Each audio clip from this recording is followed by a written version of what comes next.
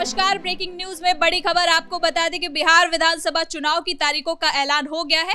2 चरणों में चुनाव होने वाले हैं। पहला 6 नवंबर को, दूसरा 11 नवंबर को और 14 नवंबर को नतीजे सामने आएंगे। तो इसी खबर पर ज्यादा अपडेट के साथ मेरे साथ मौजूद है मेरे सहयोगी नवेंदु। तो नवेंदु, बिहार विधानसभा चुनाव की तारीखों का ऐलान हो गया है। जी हाँ, जिस बात का इंतजार पूरा बिहार कर रहा था, आज उन तारीखों का ऐलान हो गया है और 6 तारीख को यानी 6 नवंबर को छठ पूजा के बाद पहले चरण की वोटिंग होगी। 11 नवंबर को दूसरे चरण की वोटिंग होगी और 14 नवंबर को जब पूरा देश बाल दिवस मनाएगा, उस दिन बिहार में नई सरकार का गठन हो जाएगा। वो तय हो जाएगा कि एक बार फिर से क्या एनडीए की सरकार बनेगी या फिर बिहार में बदलाव होगा। चुनाव आयोग ने जो प्रेस कॉन्फ्रेंस किया, उसमें एक एक बात को बारीकी से समझाया और बताया गया कि पहले चरण में 121 सीटों पर वोटिंग होगी और दूसरे चरण में 122 सीटों पर वोटिंग होगी।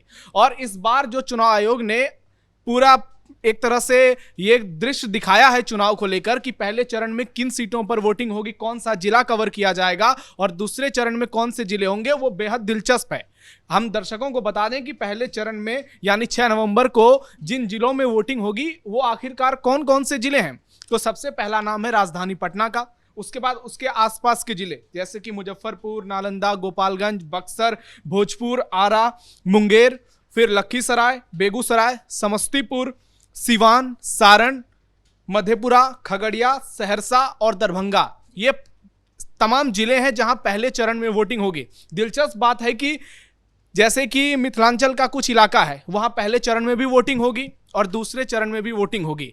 अगर आप बिहार के नक्शे पर गौर करें तो जितने भी बॉर्डर डिस्ट्रिक्ट हैं, अगर उसको त्रिकोणी तरह से देखा जाए, चाहे वो सीमांचल का हो, अंग प्रदेश का हो या फिर मगध इलाके का हो, वहां पर ज्यादातर जगहों पर दूसरे फेज में वोटिंग होगी। जबकि जो बीच का इलाका है, जो मिथिलांचल से लगता है, जो राजधानी से लगता है और जो अंग प्रदेश से लगता है, वहां पर पहले चरण में वोटिंग होगी। अगर दूसरे चरण की बात की जाए तो सीमांचल के चारों जिले उसमें कवर किए जाएंगे, अररिया, किशनगंज, पूर्णिया और कटिहार। इसके अलावा फिर अंग प्रदेश की तरफ आप आएंगे तो भागलपुर, बांका, जमुई, नवादा, औरंगाबाद, कैमूर, फिर पश्चिमी चंपारण। अगर आप उधर मिथिलांचल से थोड़ा आगे जाएंगे जो कि नेपाल बॉर्डर का हिस्सा है, पूर्वी चंपारण, पश्चिमी चंपारण, फिर पटना से लगा जहानाबाद, यहां भी दूसरे चरण में वोटिंग होगी। गया, अरवल, रोहतास, शिवहर, सीतामढ़ी और फिर मधुबनी और सुपौल, यानी मिथिलांचल के कुछ इलाके पहले फेज में भी कवर किए जा रहे हैं, जिसमें कि दरभंगा सबसे प्रमुख है और उसी के बगल में मधुबनी जो यहाँ की दूसरे फेज में वोटिंग होगी। तो ये बहुत ही दिलचस्प चुनाव आयोग ने आंकड़े जारी किए हैं पहले फेज और दूसरे फेज को लेकर। अब देखना यह होगा कि इस बार के चुनाव में कौन बाजी मारता है। हालांकि जो नामांकन की तारीख है 17 अक्टूबर तक के लिए पहले फेज को चुनाव को लेकर दी गई है और 20 अक्टूबर को दूसरे फेज के चुनाव के लिए दी गई है। यानी नामांकन की आखिरी तारीख जो होगी वो 17 अक्टूबर पहले फेज के लिए और 20 अक्टूबर दूसरे फेज के लिए होगी। वहीं 6 नवंबर और 11 नवंबर को वोटिंग होगी और 14 को फाइनल आंकड़े आ जाएंगे, यानी वोटिंग का रिजल्ट आ जाएगा। और उसके बाद मानकर चलिए कि 20 नवंबर के आसपास बिहार को अपना अगला मुख्यमंत्री मिल जाएगा। हो सकता है नीतीश कुमार एक बार फिर से सीएम बने या फिर कोई नया बदलाव भी होगा, वो भी लोगों को पता चल जाएगा। मुख्य चुनाव आयुक्त ज्ञानेश कुमार ने जो तमाम जानकारियां दी, उन्होंने एसआईआर का मुद्दा उठाया और बताया कि किस तरह से वोटिंग लिस्ट पूरी तरह से फ्रेश हुई है, जो गड़बड़ियां पहले से थी उस पर सुधार किया गया है और बिहार में कुल वोटरों का आंकड़ा 7 करोड़ 43 लाख है और इस बार 14 लाख नए वोटर जोड़े गए हैं।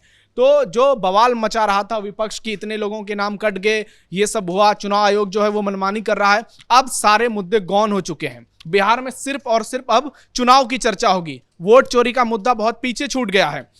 अगर आप पिछले बार के रिजल्ट को देखें तो एनडीए की सरकार बनी थी। हालांकि वोट फीसदी का अंतर दोनों के बीच बराबर का था, 37% एनडीए के पक्ष में भी था और 37% महागठबंधन के भी पक्ष में था, जबकि करीब 23% वोट जो अन्य पार्टियां हैं वो लेकर गई थी। इस बार एनडीए बना महागठबंधन की सीधी टक्कर है और प्रशांत किशोर भी चुनौती देते हुए नजर आ रहे हैं।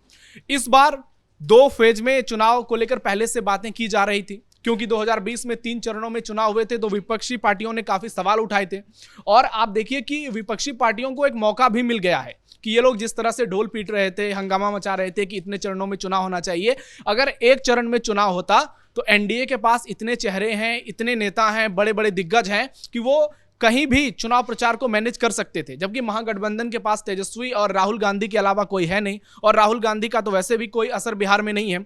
तो ऐसे में अब सभी पॉलिटिकल पार्टियों के पास वक्त रहेगा, छठ पूजा के बाद का समय रहेगा, तो उसके बाद आप आराम से प्रचार भी कर सकते हैं, सभी इलाकों में जा भी सकते हैं। 2020 के चुनाव को देखा जाए तो 3 फेज में वहां पर वोटिंग हुई थी। उससे पहले 2015 के चुनाव को देखा जाए तो वहां पर 5 चरणों में वोटिंग हुई थी, और 2010 में 6 चरणों में वोटिंग हुई थी। तो ज्यादा चरणों में जब वोटिंग होती है तो फिर आरोप प्रत्यारोप के ज्यादा ही दाव चलते हैं एक दूसरे के ऊपर, वार पलटवार का सिलसिला रहता है। लोग आरोप लगाते हैं कि तुष्टीकरण की नीति अपनाई जाती है, बहुत सारी बातें की जाती है। लेकिन इस बार सिर्फ 2 चरणों में चुनाव होंगे, और आज से आचार संहिता लागू हो गया, यानी अब कोई भी पॉलिटिकल पार्टी जनता को लुभाने वाली कोई भी घोषणा नहीं कर सकती है। ये 2 चरणों में जो चुनाव होने वाले, क्या इससे महागठबंधन की परेशानी बढ़ेगी? परेशानी निश्चित तौर पर महागठबंधन की बढ़ेगी, और महागठबंधन तो पहले से ही परेशानी में है। राहुल गांधी कोलंबिया में छुट्टियां मना रहे हैं, तेजस्वी यादव अकेले, उनको समझ में नहीं आ रहा है कि बिहार में किया क्या जाए। पहले वो वोट चोरी का मुद्दा लेकर दोनों साथ में घूमे, 10-15 दिन बर्बाद कर दिया तेजस्वी का। अब महागठबंधन के नेताओं को समझ में आ रहा है कि राहुल गांधी के पीछे अगर नहीं गए होते, दूसरी जरूरी मुद्दों को उठाते, चाहे रोजगार की बात हो, पलायन की बात हो, शिक्षा स्वास्थ्य की बात हो, तो इसका ज्यादा असर ग्राउंड पर देखने को मिलता। हम भी जब ग्राउंड जीरो पर गए थे, लोगों से हमने बातचीत की, कैपिटल टीवी ने लोगों की राय ली, तो वोट चोरी का मुद्दा ग्राउंड पर जीरो नजर आया। एक भी व्यक्ति हमें ऐसे नहीं मिले, 4-5 जिलों की लगभग 15-20 विधानसभा सीट हम गए थे, कि उन्होंने कहा है कि हमारी वोट चोरी हो गई है। सब लोग राहुल गांधी पर आरोप लगा रहे थे कि उनके पास कोई मुद्दा नहीं है, तो वो जनता को गुमराह करने के लिए इस तरह के मुद्दे उठाते हैं और भुनाने की कोशिश करते हैं। लेकिन बिहार के लोग पॉलिटिकल तौर पर बहुत ज्यादा मैच्योर हैं, उनको पता है कि कौन से नेता उनकी हक की बात करेंगे, कौन से नेता उनको चुनाव के समय लुभाने की कोशिश करेंगे। और मजबूती की आपने बात की तो एनडीए के पास नीतीश कुमार का चेहरा है। 20 साल सीएम रहने के बावजूद उतनी एंटी इनकम्बेंसी नजर नहीं आ रही है जितने एक सीएम के खिलाफ होती है। जैसे अभी ओडिशा में चुनाव हुए तो नवीन पटनायक बुरी तरह से हार गए, और वो अंदाजा पहले से भी लगाया जा रहा था। लेकिन बिहार में ऐसा कुछ नहीं है। नीतीश कुमार बीजेपी और एनडीए के लिए एक एसेट की तरह काम कर रहे हैं।